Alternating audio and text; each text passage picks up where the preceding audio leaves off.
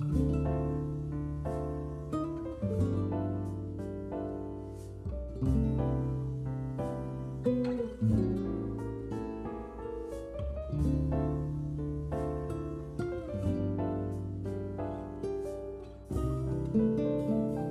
시절로 오세요. 그때 우리가 여기에 있습니다. 안녕하세요. 어려서는 조숙했지만 자라서는 미숙한 두 남자의 수다. 한때 열심히 영화를 발굴했었던 영화 발굴 채널 호우 시절 원우스입니다. 안녕하세요. 안녕하세요. 조쿠나입니다. 어떻게 얘기를 시작해야 될까요? 정말 오랜만에. 저희 둘도 굉장히 오랜만이고. 저희가 뭐 작년에 그만두고 나서 네. 저희 둘도 잘 못 봤죠. 네. 맞아요. 저희 그래도 한 지난번에 두세 번 봤나? 네, 지난번에 본 게 마지막이 언제였죠? 그때가 한 그래도 여름. 네, 맞습니다. 네, 그때 이제 조 셰프님이 일하는 그 근처에서. 그렇죠. 네, 그날 되게 맛있었는데 점심. 저희도 몇 달 만에 이렇게 만나서 녹음을 하게 됐어요. 반갑네요. 원우 씨. 네, 저는 조 셰프님도 반갑고 오늘 또 마침 이 녹음하는 공간도 네이버 파트너스퀘어 역삼동 그 스튜디오에서 그렇죠. 오랜만에 하고 있는데 어떠셨어요? 오랜만에 여기 오니까. 지금 이 녹음을 도와주고 계신 PD님도 너무 반갑고 네. 저희가 한 3년 7, 8개월 했었잖아요. 하고 나서 그쵸. 한 지금 1년 한 3, 4개월 또 쉰 것 같은데 네. 마지막 인사를 드릴 수 있는 공간을 이 플랫폼의 주인의 공간에서 네네. 할 수 있다는 게 저도 감회가 새롭고 이걸 저희가 왜 지금 이 녹음을 하게 됐는지 원우 씨가 네. 좀 설명해 주세요. 우연이라고 할까, 네이버 쪽에서 오디오 클립 서비스만큼은 조금 이제 정리랄까 서비스를 종료하는 걸로 결정이 됐다고 하더라고요. 근데 저희 호우 시절 같은 경우에는 저희가 처음에 5년 전에 시작을 이런 건 한번 해볼까라고 생각을 했을 때 오디오 클립에다가 올리는 거를 일단 주로 주 플랫폼으로 생각을 하고 시작을 했던 거고, 그렇죠. 한동안은 뭐 유튜브를 아예 올리지도 않았었고 꽤 네. 오랫동안 네.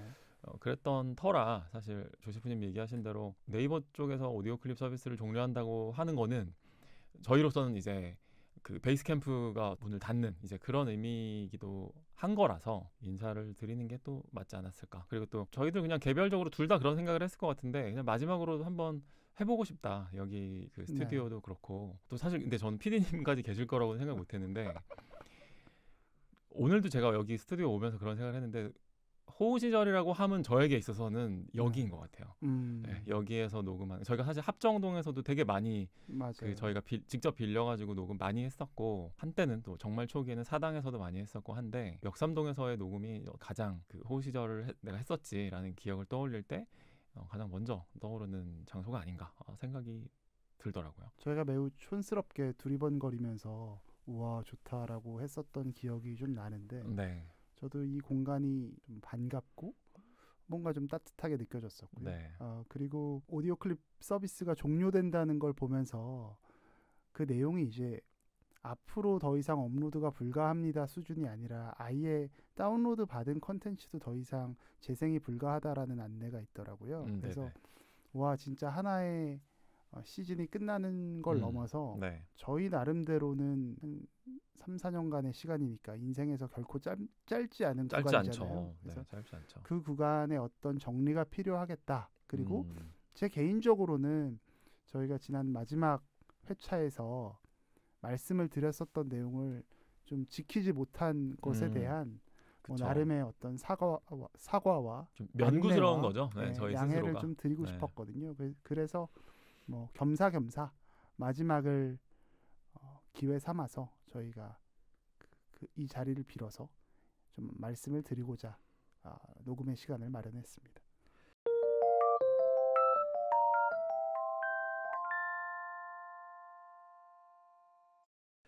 어떤 얘기 한번 해볼까요? 저희에게 이제 주어진 시간이 사실 뭐 그렇게 막 저희가 한때 한참 녹음할 때는 막 4시간씩도 녹음하고 그랬었는데 오늘은 이제 한 1시간여 정도가 이제 주어진 셈이에요. 그래서 사실 궁금하시지 않겠지만 저희의 근황이나 네. 저희가 요새 집중하고 있는 것들 그런 이야기 사실 저도 원우 씨한테 지금 거의 라이브로 듣게 되는 거거든요. 네네, 그렇죠. 제 이야기를 원우 씨한테 하는 것도 마찬가지고요. 그래서 그런 이야기도 좀 했으면 좋겠고요. 그래서 어떤 거에 요새 관심이 있는지 뭐 이런 이야기를 하고 싶은데 그 전에 뭐 조금 전에도 제가 말씀드렸지만 저희가 원래 지난 마지막 방송 때 네. 저나 원우 씨가 조만간에 그게 뭐 도서 리뷰가 되든 영화 리뷰가 되든 어떤 것이든 간에 머지않아서 돌아오겠습니다라는 사실 그런 말씀을 드렸었어요. 그래서 네네.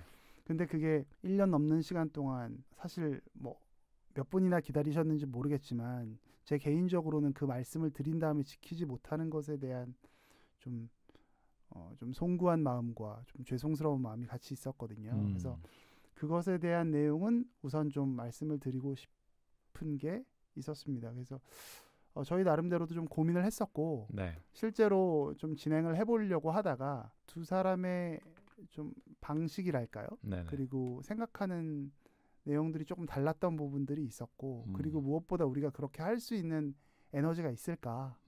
여기에 대해서 좀 다시 시작한다는 게 좀 쉽지 않더라고요. 네, 그래서 제 개인적으로는 그래서 저희가 그 구독자님들께 들으시는 분들께 말씀드렸던 것과 다른 방향으로 정리를 하게 돼서 좀 양해의 말씀을 구하고 그래서 그때는 이제 약간 잠시만 안녕 느낌이었는데 네. 어쩌면 오늘은 영원히 안녕이 되지 않을까라는 말씀을 드리고 그러나 뭐 저랑 원우 씨가 뭐 사이가 안 좋거나 이런 건 아닙니다. 그냥 네네네. 저희끼리 할 수 있는 콘텐츠에 대해서 무작정 저희 돌아올게요라고 말씀드리는 건 너무 책임감 없는 얘기 같아서 그래서 일단은 호우시절이라는 이름은 어쨌든 종료합니다라는 네. 메시지를 제 성격상 드리고 싶습니다.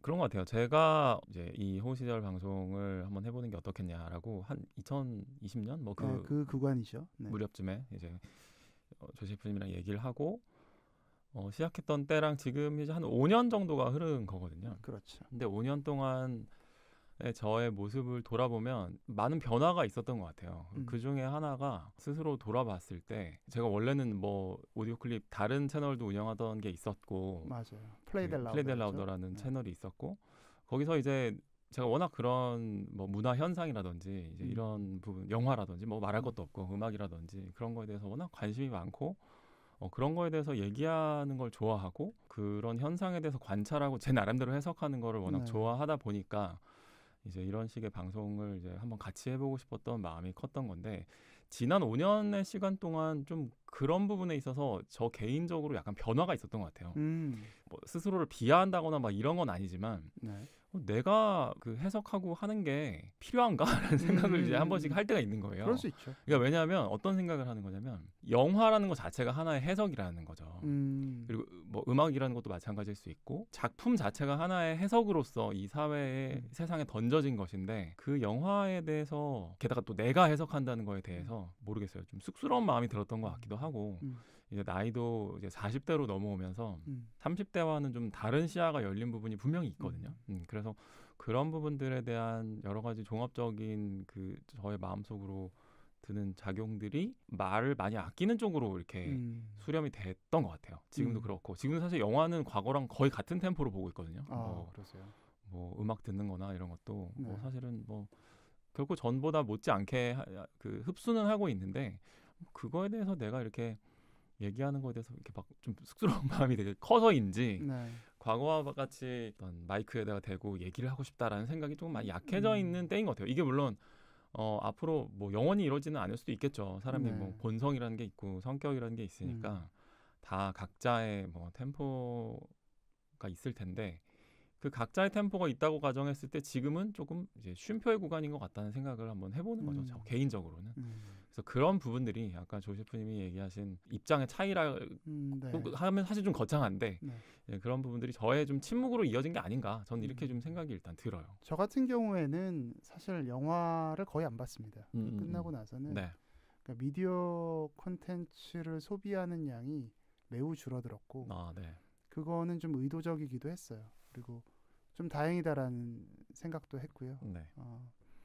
호우 시절을 하면서 저는 원래 원호 씨만큼 그렇게 영화나 뭐 드라마를 아주 다작을 흡수하는 사람은 아니었거든요. 근데 호우 시절이라는 좋은 계기로 제가 그런 여러 좋은 양질의 콘텐츠들을 학습하고 또 관찰하고 또 그걸 제가 해석해보는 감이 그런 시간까지 가졌었는데 지난 녹음에서 말씀드렸던 것과 같이 제가 바라보는 해석의 깊이나 관점이 자꾸 저에게는 반복된다라고 생각했고 그게 저에게는 더 이상 들으시는 분들이든 저에게든 뭔가 플러스가 되는 요소가 아니지 않나라는 생각을 해서 조금 쉬든 혹은 다른 형태로 제 안에 인풋이 있어야 될 것 같다라는 생각을 했습니다. 그래서 네.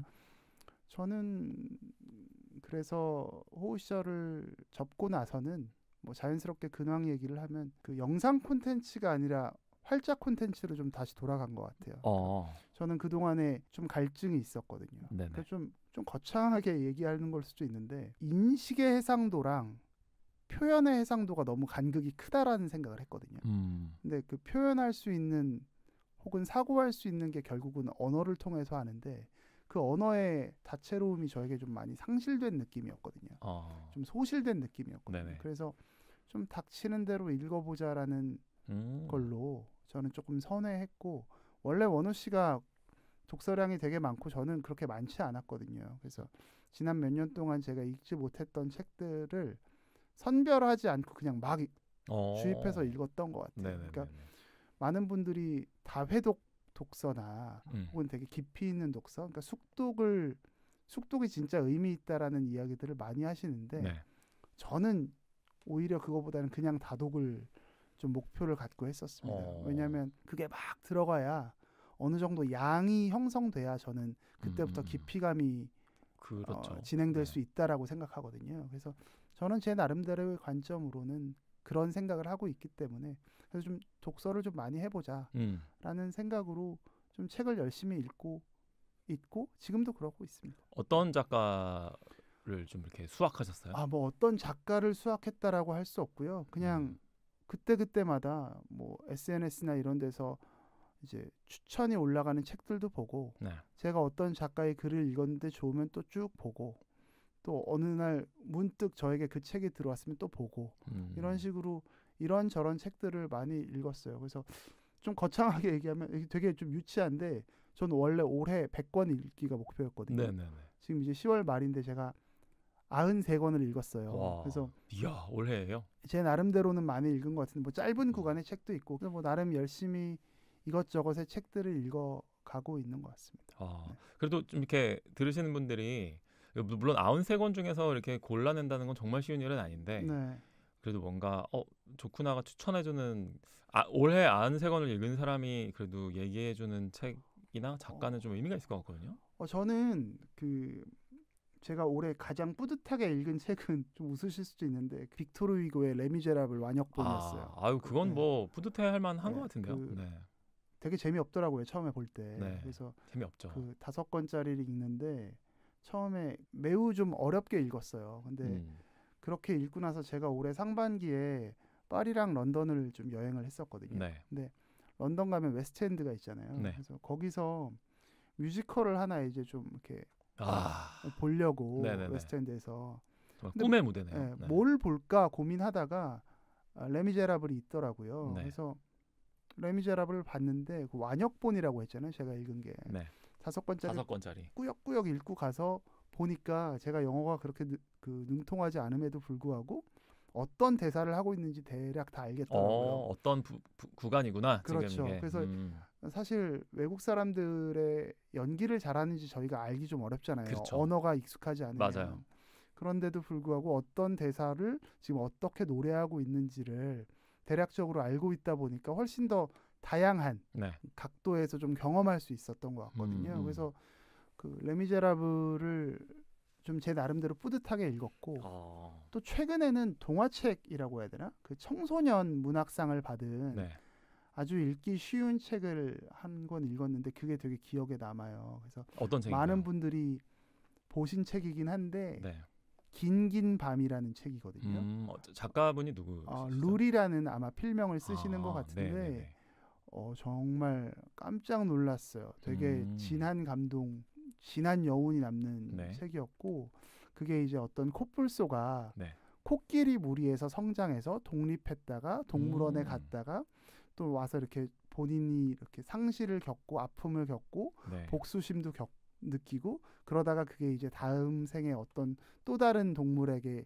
그 사랑을 전승하는 형태의 이야기거든요. 네네. 근데 청소년 문학답게 매우 쉬운 언어예요. 그런데 조금 전에 말씀드렸던 독립이나 배움이나 성장이나 사랑이나 어떤 고통이나 이런 것들을 잘 담고 있어요. 그래서 네. 어떤 분들은 너무 슬프다라고 이야기하시는데 저는 이게 슬프다와 감동은 좀 다른 것 같거든요. 네. 마음을 움직이는 요소는 분명히 있습니다. 근데 신파는 아니에요. 그래서 한 번쯤 되게 짧은 네. 구간의 소설이니까 동화니까 추천해드릴 만한 정말 전 읽어보셨으면 좋겠어요. 저도 한번 읽어봐야겠네요. 네. 혹시 원우 씨는 어떤 이렇게 관심사가 좀 있었습니까? 저는 뭐 책 얘기부터 하면은 저는 오히려 완전 반대로 갔던 것 같아요. 네. 저는 올해에 딱 12권의 책만 읽는 걸로 정했거든요. 그래서 정말로 고심해서 책을 고르고 네. 그리고 진짜로 그 책을 조금 이렇게 자세하게 이렇게 정리하는 데 많이 그 AI를 특히 많이 활용을 하고 있어요. 그래서 네. 결국에는 제미나이의 이제 어떤 스피노프 같은 AI라고 할 수 있는데 노트북 LM이라는 서비스가 있거든요. 네. 그걸로 이제 그걸 활용해서 그 친구한테 이제 좀 분석을 많이 부탁을 하면서 왜냐면 제가 고르는 책이 아무래도 12권 중에 한 권이니까 이게 막 좀 어려운 책일 때도 있고 막 그렇죠. 벽돌이 같은 책을 제가 도전을 할 때도 있거든요. 그래갖고 한 달 내에 못 읽을 때도 많아요. 그럼요. 그래서 이제 그러다 보니까 당연히 읽는 것도 읽는 거지만 이게 기억에 어느 정도 남아야 나한테 뭔가 메시지가 남아야지 그게 그렇죠. 독서의 의미가 있을 테니까 그런 방면에서 좀 AI를 많이 활용하면서 독서를 하고 있다는 거. 저는 원래 책을 읽을 때 이렇게 좋았던 문장이나 이런 걸 제 블로그에다가 정리를 20년째 하고 있거든요. 네이버 블로그, 비공개 블로그죠 물론. 그래서 그 작업을 원래는 옛날에 아주 20년 전에는 그거를 무릎팍에다가 올려놓고 타이프를 쳐가면서 했었거든요. 근데 최근에는 그냥 사진으로 페이지를 찰칵 찍어서 거기다가 그냥 뭐 요새는 사진에서도 텍스트를 다 복붙을 할 수가 있으니까 그 복사 붙여넣기를 해서 그걸 쭉 모아놓은 다음에 이제 AI의 분석과 이렇게 해가지고 공부를 하는 그런 방식으로 지금 독서법이 조금 약간 하이브리드한 독서법으로 좀 많이 바뀐 것 같아요. 그래서 저는 책을 좀 그렇게 양쪽으로 많이 읽지는 않았고 약간 의도적인 부분이 있었고 근데 이제 제가 1년 동안 좀 고민한 부분은 너무 이제 제가 뭐 요새는 막 뭐 물론 본업이 중간부 기자이기도 하고 그러니까 그런 거지만 뉴스에 정말 많이 파묻혀 있다는 느낌을 되게 많이 받는 거예요. 대표적으로 제가 조간신문을 전 종이신문을 읽거든요. 경제신문을 읽는데 신문을 정말 무식하게 1면부터 그냥 32면까지 다 읽어요. 그래서 시간이 되게 오래 걸린단 말이에요. 그렇죠. 그거만 해도 2시간 정도 걸리거든요. 그렇죠. 근데 그게 매일매일 한다고 생각하면 체력적으로도 그렇고 시간적으로도 정말 쉽지가 않은 거예요. 그래서 그 부분들이 조금 약간 지쳐하면서 그걸 내려놓기가 너무 어려운 거예요. 근데 그 뉴스를 이렇게 탐독하는 그 작업이 그게 되게 중독성이 있더라고요. 굳이 내려놔야 되나요? 왜냐하면 그거를 통해서 못하는 것들이 너무 많았으니까. 그래서 그런 걸로 좀 올해 상반기 동안에는 제 나름대로 많이 고민을 했던 것 같아요. 근데 왜냐하면 그 뉴스들이 물론 되게 중요한 뉴스들도 많지만 또 한 일주일만 지나도 이렇게 뭐 썩 그렇게 의미가 있지는 않은 뉴스들이 사실은 거의 대부분이거든요. 그래서 내가 너무 하루하루에 그 뉴스에 이렇게 좀 파묻혀 있는 것 아닌가라는 생각을 하면서 그러면서 이제 의도적으로 좀 이 세상과는 뭐 단절까지는 아니지만 조금 거리가 있는 그런 게 뭐 없을까라고 생각을 하다가 되게 우연한 계기에 제가 닌텐도 스위치 2라는 게임기를 사게 된 거예요. 이게 우연히 그 게임기가 새로 나왔다는 걸 알게 되고 정말 얘기가 엉뚱한 방식으로 튀는데 게임을 시작하게 됐어요. 저에게 있어서의 게임은 정말 1990년대 슈퍼마리오 1, 슈퍼마리오 3 이후에 멈춰 있었거든요. 저는 스타크래프트도 한 번 정도 해본 적이 있는 사람이고 그 저희 세대한테 스타크래프트는 거의 못하는 사람이 없잖아요. 못하는 사람을 찾기가 어렵거든요. 그 찾기 어려운 두 사람이 만난 거예요. 저도 못하거든요. 저 진짜 아예 해본 적이 없고 그다음에 뭐 오버워치며 뭐 롤이며 이런 거를 아예 해본 적이 없는 거기에서 끊겨 있는 사람이에요. 그래서 저는 저는 최근에 게임 산업이 항상 그런 얘기들을 하는 거예요. 뭐 영화 산업이나 저기서 제가 뭐 K-팝 관련해 가지고 뭐 이렇게 뭐 글을 쓰거나 할 때도 아우 뭐 영화 산업도 크고 K-팝도 크지만 게임 산업이 제일 크다는 거예요. 저는 그 말이 잘 이해가 안 갔거든요. 공감하기 어렵죠. 그러니까 왜냐면 제가 경험해 본 게 아니니까. 그렇죠. 뭐 투자를 할 때도 전 게임 회사는 거의 해본 적도 없고 모르니까 네, 모르는 걸 네. 투자할 수는 없잖아요. 그래서 그랬었는데 이제 최근에 그 닌텐도를 통해서 그 게임 속 세계에서 이제 좀 살아가는 법을 배우고 있는 중인 거예요. 근데 이야. 너무 좋은 게 한 30년 가까이 네. 짧게 잡아도 20년 정도 그 게임이란 걸 한 번도 해본 적이 없기 때문에 정말 그 레전드 반열에 올라 있는 게임들만 해도 한 10년 정도 할 게 남아 있는 거예요. 그렇죠. 그래서 이게 왜 우리가 흔히 그런 말 하잖아요. 뭐 되게 좋은 소설이나 뭐 이런 거 있을 때 안 본 눈 삽니다 이런 거 있잖아요. 그렇죠. 그 게임 안 해본 뇌가 제 뇌인 거예요. 네. 지금은 전 요새 계획을 세워가면서 마치 한 달에 이렇게 제가 다음에 읽을 책을 제가 얼마 전에 정했는데 11월 달에 읽을 책을 네. 혼자서 저 막 그런 거 정해요. 네, 이동진처럼. 네. 그럼요. 네. 근데 그렇게 다음 달에 할 게임을 정해요. 그 다음 달에 할 게임이 뭡니까? 다음 달에 할 게임은 지금 하데스라는 게임이에요. 오. 하데스라는 약간 로그라이크라는 장르의 게임인데 네. 이제 그거는 좀 약간 되게 뇌를 빼고 이렇게 타격감 위주의 이제 그런 게임이에요. 근데 제가 10월 달에는 어떤 게임을 한 달 동안 했냐면 사이버펑크 2077이라는 게임을 했어요. 그거를 그 닌텐도 스위치 버전으로 그 원래는 이제 콘솔 게임이기 때문에 TV에다 연결해가지고 앉아서 해야 되는 게임인데 스위치는 콘솔도 되지만 휴대용도 되는 고개 스위치가 되는 게임이거든요. 침대에 누워서 할 수 있는 거예요. 네. 그래서 사이버펑크를 한 달 동안 정말 하면서 그 세계 안에서 막 이제 살면서 경험을 하는 거더라고요. 게임이라는 게 어떤 매력이 있는 건지를 봤더니 그 안에서 내가 살아가는 경험을 하게 해주는구나. 그다음에 어린 시절에 뭐 되게 해묵은 80년대 90년대스러운 그 홍보 문구 중에 막 게임을 하면 막 지능이 개발된다, 막 모험심이 막 진작된다 이런 얘기를 할 때 저는 되게 그냥 홍보 문구라고 생각했는데 저는 40대에 새롭게 사실 40대에 새로운 취미가 생기기가 쉽지 않잖아요. 근데 저는 새로운 취미가 생긴 셈인데 그게 진짜로 어떤 모험심 같은 걸 길러줘요. 왜냐면 모든 게임을 게다가 저는 되게 게임도 좀 제 성격처럼 되게 다양한 걸 하고 싶어하는 그런 상태이기 때문에 월 초에는 계속 저는 뉴비인 거예요. 뭐 너무 서투르고 사이버펑크도 10월 초에는 뭐 사격 에임도 제대로 못 맞춰가지고 막 맨날 죽고 막 이랬거든요. 근데 게임계에서는 이 세계에서는 죽음조차도 하나의 그냥 과정이고 특히 이제 제가 방금 말씀드린 하데스라는 게임도 그런데 그냥 죽는 것 자체가 하나의 그냥 너무 일상적인 그냥 하나의 그냥 과정이고 그걸 통해서 그냥 또 뭐 레벨이 올라간다든지 뭐 이런 식인 거거든요. 그래서 그런 거를 제가 때로는 되게 스트레스를 받아가면서 막 그걸 하고 있는 거예요. 근데 그러면 한 달이 딱 끝나는 시점에 네. 다음 게임으로 갈아탈 수 있어요? 그렇게 되도록 엔딩을 보기 위해서 노력을 하죠, 제가. 네. 그래서 지금 이제 8월 달부터였으니까 이제 한 4개 정도를 이제 끝낸 거죠. 근데 사이버펑크도 사실 굉장히 큰 게임이에요. 네. 그래서 사실은 한 달 동안에 끝내기 좀 쉽지 않은 게임인데 제가 되게 열심히 한 거죠. 그럼 하루에 한 몇 시간 하는 거예요? 하루에 예를 들어서 이번 추석 연휴가 있었잖아요. 네. 추석 연휴 때는 막 3-4시간씩 하는 거예요. 그거만. 그렇게 해가지고 이제 그걸 통해서 뭔가 되게 좀 새로운 경험이에요. 그야말로 이거는 참 되게 매력이 사람들이 이렇게 재밌는 거를 자기네들끼리 하고 있었구나라는 생각을 하면서 뭐 하라고 했는데 안 한 거지 뭐. 아니 아무도 하라고 하지 않았어요 저한테. 그래서 그런 거 있었고 그 다음에 이제 뭐 영화는 저도 이제 막 꾸준히 보고 있었고.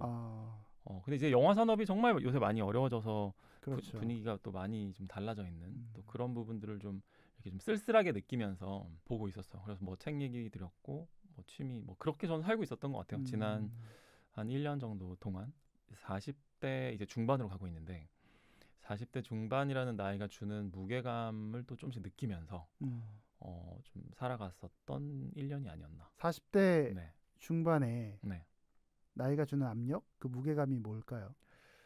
그러니까 그게 참 한 가지 지금도 아직 제가 고민을 진행하고 있는 중이기 때문에 한 가지로 되게 얘기하기 어려운데 아까 했던 얘기로 다시 돌아가는 면이 있지만 말을 좀 줄이게 되는 것 같아요. 저는 일단 그러니까 말보다는 행동 혹은 또 나아가서 그냥 삶으로 이렇게 보여주는 게 더 중요한 때가 아닌가라는 생각을 하면서 그러니까 쉽게 말해서 좀 멋쩍어지는 면이 있어요. 말로 뭔가를 이렇게 한다는 게 그것마저도 어쩌면 되게 30대 때는 30대도 나이가 꽤 많다고 생각하잖아요. 그렇죠. 그리고 뭐 물론 어린 나이는 아니죠. 음. 30대가. 근데 그렇긴 해도 지금 생각하면 사실 저는 30대 초반은 아직 완전 애기인 것 같거든요. 지금 제가 생각하기로는 이거조차도 너무 주제넘는 생각일 수 있지만 뭐 그렇게 느껴지는 경우들이 있죠. 네, 근데 어쩌면 그래도 30대 정도까지는 막 이 세상에 돌아가는 거에 대해서 막 때로는 화도 냈다가 때로는 뭐 굉장히 또 기뻐하기도 했다가 뭐 어떤 그런 희로애락의 감정을 완벽하게 몰입해서 그 안에서 이렇게 얘기하는 느낌으로 해도 그들은 그들이 해설을 하고 있다고 생각하지만 세계에 대해서 해석하고 있다고 생각하지만 사실은 그 자체 그들까지가 그 세상의 일부로서 저는 기능하는 거라는 생각을 기능이랄까 어떻게 존재하는 것이라는 생각을 하거든요. 근데 물론 40대라고 해서 뭐 세상 속에서 존재하지 않는 건 아니지만 지금은 이제 이렇게 뭔가 코멘트를 하고 할 시기이기도 하지만 물론 말을 줄이는 것도 좋겠다라는 생각을 자꾸 하는 것 같아요. 제가 그래서 최근에 특히 그런 생각을 많이 하고 있어서 그런 게 이제 지금 저희 호시절이나 뭐 이런 거랑도 좀 연관이 있다고 볼 수 있겠죠. 저는 40대 들면서는 조금 관대해지는 것 같아요. 그러니까 네. 훨씬 더 빡빡하게 살았던 것 같은데 네. 그럴 수도 있지 뭐라는 생각이 되게 많이 들고 네.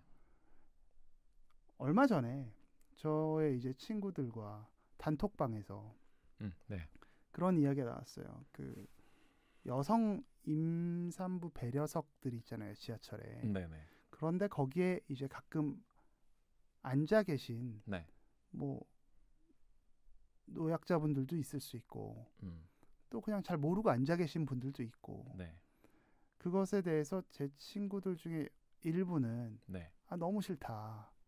그건 당연히 그 티도 안 나는 임산부들한테 네. 좀 배려하기 위해서라도 일부러 비워줘야 되는 게 맞지 않냐. 그래서 자기는 그런 거 앉아있는 사람들을 보면 너무 싫다라는 이야기를 하더라고요. 네. 그 말도 맞죠. 되게 그 원래 정책이 네.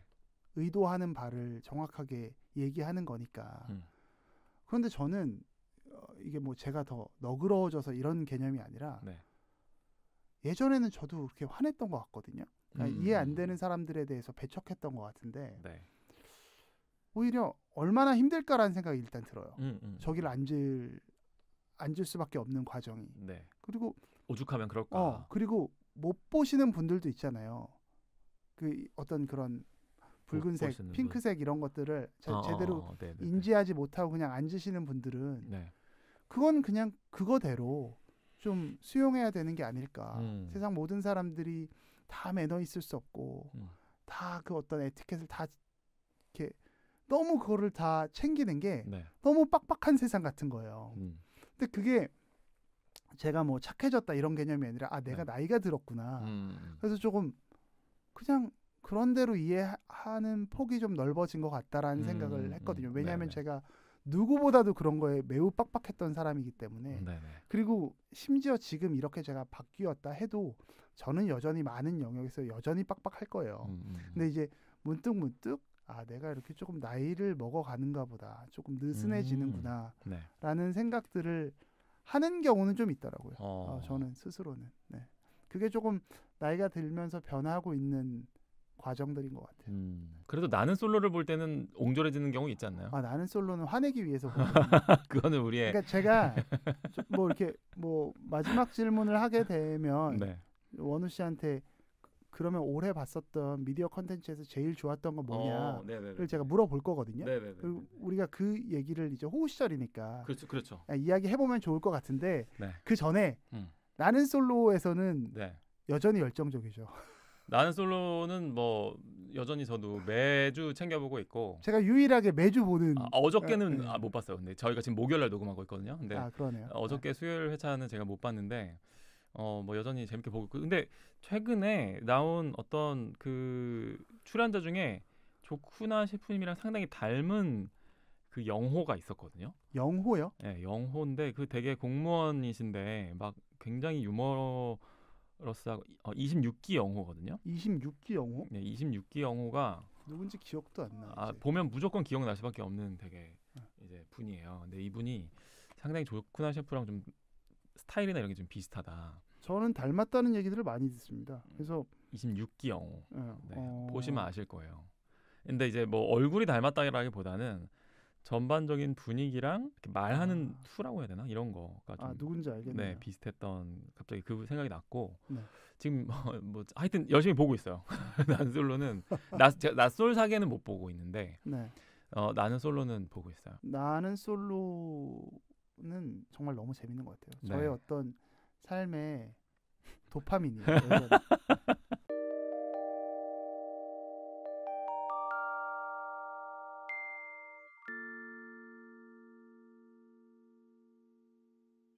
그리고 사실 이 얘기도 뭐 약간 한다면은 사실 저희가 방송 쉬는 동안에 정치적으로도 되게 시끄러웠어요. 그렇죠. 대통령이 바뀌었잖아요. 그렇죠. 그리고 뭐 이제 보면서 사실 작년 연말에는 막 계엄 터지고 이랬을 때는 네. 와 호시절을 했으면 또 맞아요. 좋구나가 얼마나 또 많이 이렇게 분개했을까 막 이런 생각도 했었거든요. 저는 분개하셨나요? 저는 분개했어요. 음. 네, 왜냐하면 우리나라 보수가 끝났다고 생각했거든요. 그걸 보면서. 근데 전 이제 아무래도 정치적으로 네. 뭐 보수라고 저는 제가 생각하거든요. 네.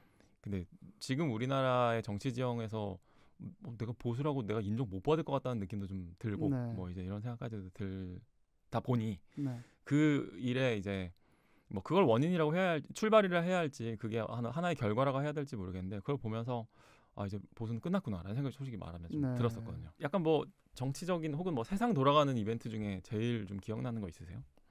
혹은 뭐 좀 얘기해보고 싶다라든지. 더 커뮤니티라는 프로그램을 저희가 리뷰한 적이 리뷰했었죠. 있었죠. 저희 굉장히 제주도에서 열심히. 네. 그때 했었죠. 이제 원우 씨는 저희가 호우 시절을 시작할 때만 해도 원우 씨는 조금 보수, 저는 조금 진보 쪽으로 지형을 분류하자면 그랬던 것 같은데 네. 제가 호우 시절 방송하는 동안에도 많이 말씀드렸지만 저는 점차적으로 그 진보의 환변을 좀 느꼈던 사람이에요. 네네네.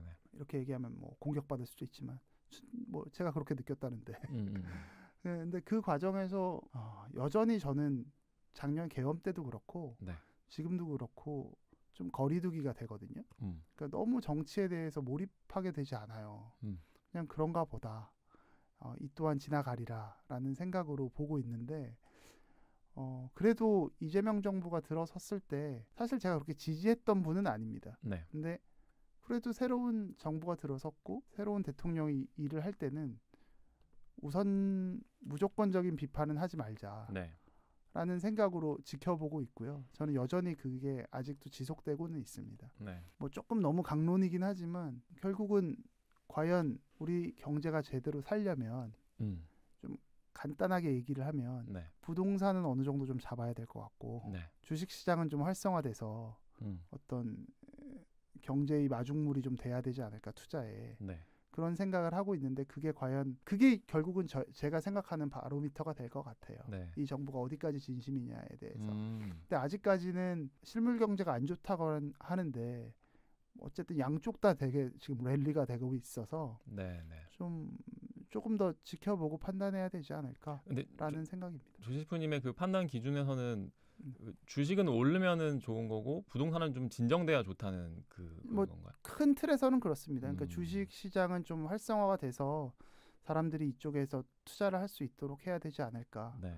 그러니까 어쨌든 경제는 성장해야 되니까. 근데 부동산 시장은 뭐 제가 뭐 잘 알지 못하지만 네. 저는 이 불로소득으로 투자해서 이익을 보는 게 많아지면 많아질수록 국가 경쟁력이 떨어진다라고 생각하거든요. 네네. 그러니까 집값 자체로 내가 재미를 보느냐 마느냐의 문제가 아니라 그런 면 때문에 생각해서 그런진 몰라도 네.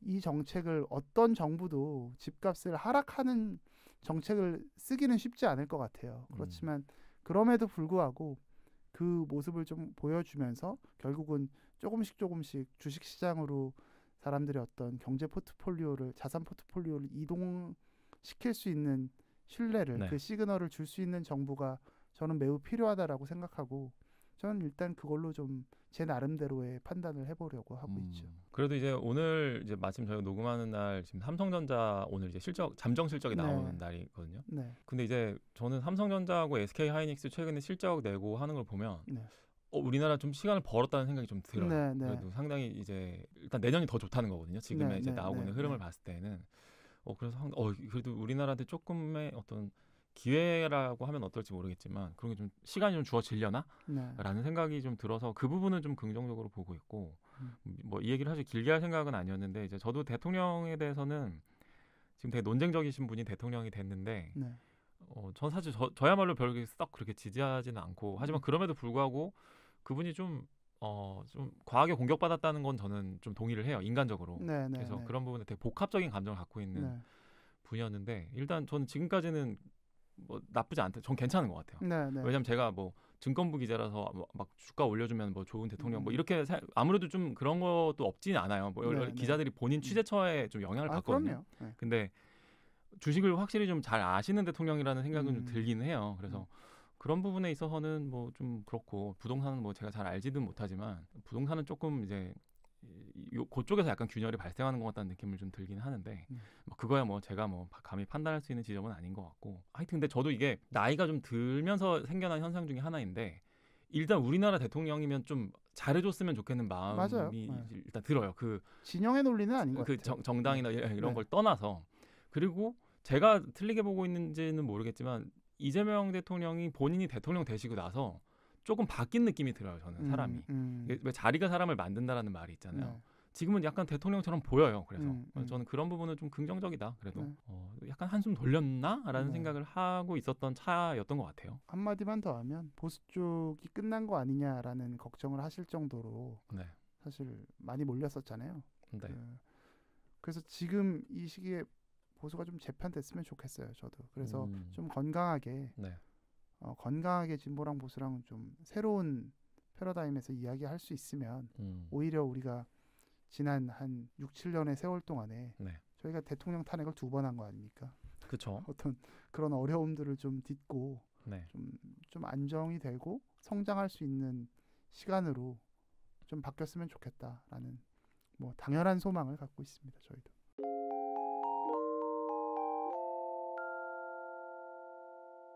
마지막으로 뭐 오랜만에 사실 녹음하다 보니까 뭐 하고 싶은 얘기도 많고 두서없이 지금 그런데 이제 한 10분 정도 저희 이제 녹음하는 그 기준으로 10분 정도 남았는데 마지막은 그래도 영화 얘기나 뭐 그런 미디어 작품 얘기? 작품 얘기를 하면서 좀 매듭을 지어볼까요? 저는 올해 가장 재밌게 본 영화는 사실 생각이 잘 안 나고요. 아, 네. 저는 드라마 매우 재밌게 봤습니다. 드라마. 그 드라마를 몇 편 봤는데 그 중에서 최고는 역시 은중과 상현인 것 같아요. 아, 그래, 맞아. 그거 많이들 얘기하시더라고요. 보셨나요? 저 안 봤어요. 저는 안 본 눈 삽니다고요. 아. 그 김고은이라는 배우와 박지현이라는 배우가 네네네네.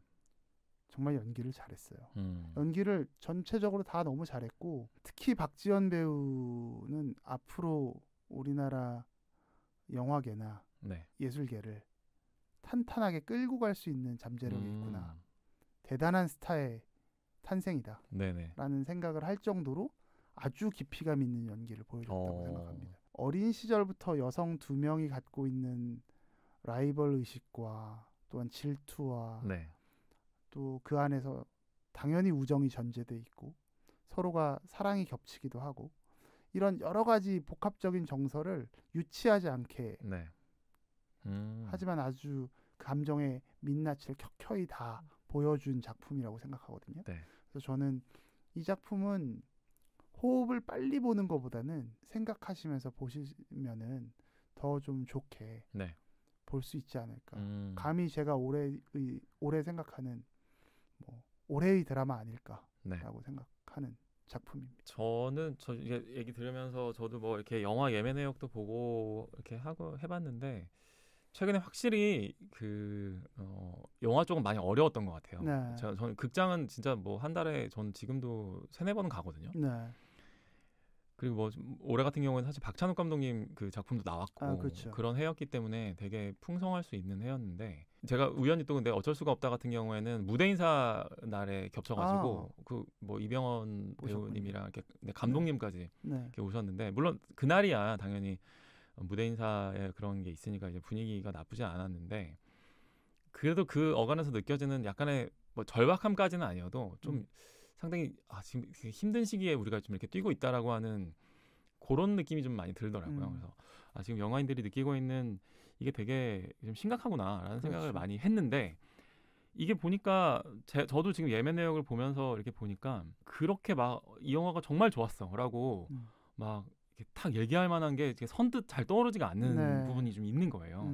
근데 그럼에도 불구하고 하나를 이렇게 골라낸다면 전 최근에 봤었던 영화랄까 애니메이션인데 체인소맨 레제편이 전 굉장히 그 뭐 인기가 많더라고요. 굉장히 네. 저는 그 작품성이나 그 어떤 감정선이나 그다음에 그게 굉장히 좀 잔인한 애니메이션이거든요. 이렇게 막 그래요? 이게 몸이 잘리고 뭐 이제 이런 장면들이 너무 많이 나오는 그냥 사람이 막 너무 그렇게 물건처럼 죽어나가는 게 너무 아무렇지도 않게 그려지는 애초에 원래 그런 작품인데 그 작품이 또 동시에 10대 소녀들의 되게 잔혹한 사랑 이야기로 연결이 되고 있는데 그 한 편의 영화 안에 박찬욱 감독님이 한때 엄청 잔인한 영화 많이 찍었을 때 네. 복수는 나의 것 같은 영화 찍으셨을 때 그때 그런 류의 감성이랑 이와이 슌지 같은 류의 감성이 한 영화 안에 같이 들어가 있는 거예요. 그래서 저는 레제편을 보면서 여전히 진짜 뭐 이렇게 좋은 작품이 나오고 있구나라는 생각을 좀 했었던 것 같아요. 아니나 다를까 그 작품들이 최근에 되게 좋은 반응을 얻고 있고 네. 레제편을 제가 이제 극장에서 2번 봤는데 2번 다 사람이 거의 꽉 차 있었거든요. 다시 한번 말씀해 주시겠어요? 그 제목을? 체인소맨 네. 레제편. 레제편. 네, 체인소맨이라고 하는 그 만화책으로는 이제 연재가 좀 되고 있는 작품인데 이제 극장판으로서 이렇게 나오고 있는 거예요. 근데 레제편이라고 하는 거 이전에 이제 넷플릭스에도 애니메이션 그 TV판이 12부작이 올라와 있어요. 그걸 보고 나서 그 다음으로 내용이 이어지는 그 레제라고 하는 등장인물에 관련된 이제 그 뭐 어떻게 보면 단일 에피소드인 거죠. 그래서 2시간짜리 그거를 이제 극장 2번 봤는데 두 번 다 거의 꽉 차 있었어요, 사람들이. 그런 거 보면서 저는 최근에 극장 상영관이 꽉 차 있는 걸 정말 오랜만에 봤는데 그 귀멸의 칼날 무한성편이랑 공교롭게도 둘 다 애니메이션인 거예요. 그러네요. 일본 애니메이션. 그 두 개는 거의 꽉 차 있더라고요. 그런 게 되게 좀 인상적이었다. 심지어 귀멸의 칼날 같은 경우는 제가 용산 아이맥스에서 봤으니까 그 620명짜리 상영관이거든요. 큰 상영관이죠. 근데 거기에서 봤는데도 거의 대부분 차 있더라. 여전히 관객들은 재밌는 거는 보러 간다고 생각을 해요. 근데 이제 뭐 최근에 막 재밌는 것도 너무 많아지고 뭐 넷플릭스 또 워낙 너무 작품들도 많아지고 하다 보니까 이제 극장이라고 하는 것도 조금 이제 바뀌어가고 있는 중이구나. 제가 그래서 포인트로 삼고 있는 단어는 결국엔 경험인 것 같아요. 관객이 됐든 그 서비스 수용자가 됐든 그들이 어떤 경험을 하게 해주는지가 결국에는 성공과 실패를 가로지르는 그 분기점이 되는 것 아닌가. 이제는 너무나 많은 숫자의 영화들과 미디어 컨텐츠들이 범람하고 있다 보니까 그것들 하나하나가 유의미한 경험으로 연결되기가 참 또 어려워진 게 아닌가. 그런 시대를 우리가 살고 있는 건 아닌가라는. 좋은 작품들이 많은 경우 사장되는 것 같아서 그런 경우 좀 아쉽긴 하죠. 그렇죠. 그래도 이제 말씀하신 은중과 상현도 그거를 제가 좋아할 거라고 이렇게 얘기하신 분들도 몇 명이나 있었거든요. 너가 정말 딱 너한테 좋아할 만한 작품이다. 그래서 그리고 그들이 거의 대부분 나의 아저씨를 굉장히 또 좋아하셨던 그런 분들이라 저도 한편으로는 조 셰프님이 그걸 되게 좋아할 것 같다는 생각을 저도 했었어요. 그래서 작품을 보지도 않았는데 사실 저는 보기 전부터 좋아할 것 같았어요. 그래서 때깔을 보고 오늘도 녹음을 하면서 그 얘기를 들으니 저도 한번 봐야겠다는 생각이 또 드네요.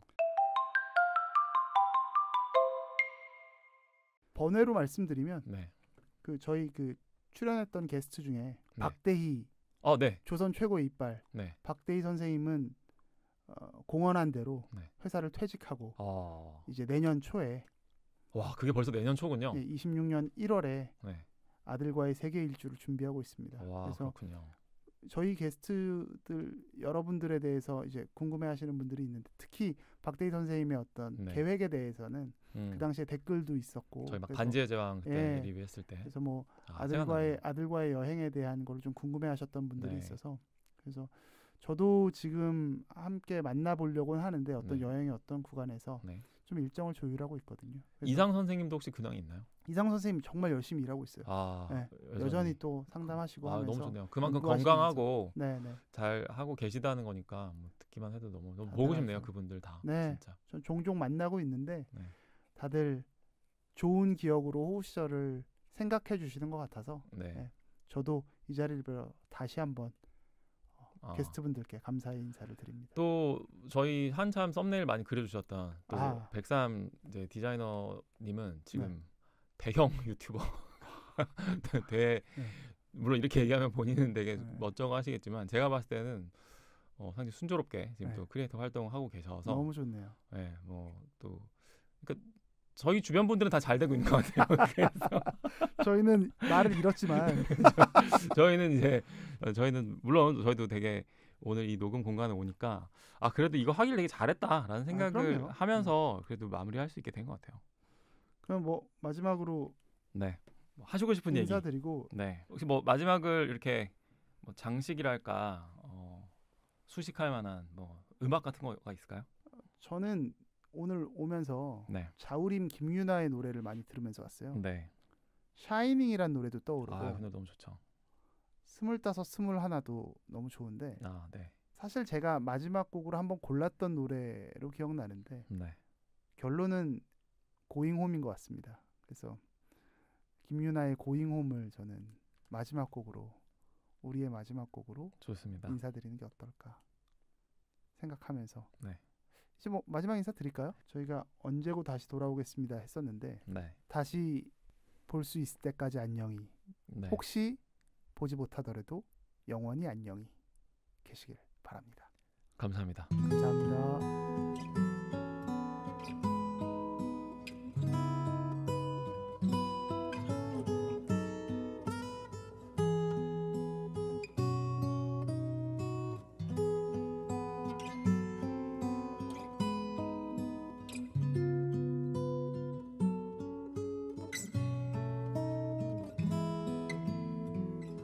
우리의 호우 시절.